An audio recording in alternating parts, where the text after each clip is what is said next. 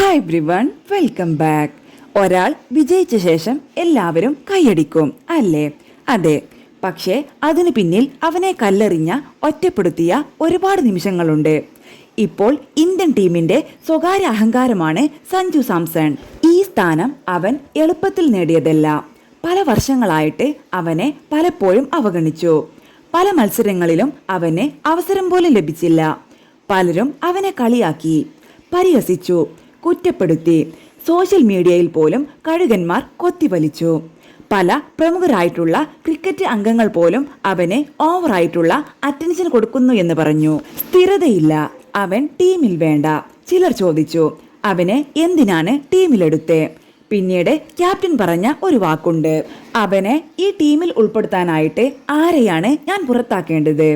ഒത്തിരി പ്രാവശ്യം അദ്ദേഹത്തിന് അവഗണന ലഭിച്ചിട്ടും അദ്ദേഹം എപ്പോഴും വളരെ ശാന്തമായിട്ടാണ് സംസാരിക്കുക. എല്ലാവരും നിന്നെക്കൊണ്ട് പറ്റില്ല എന്ന് പറയുമ്പോൾ നമ്മൾ മനസ്സിലുറപ്പിക്കണം, ഞാൻ കാണിച്ചു തരാം എന്നുള്ള കോൺഫിഡൻസ്. അവസരം കിട്ടിയപ്പോൾ സഞ്ജു ലോകത്തെ ഞെട്ടിച്ചു.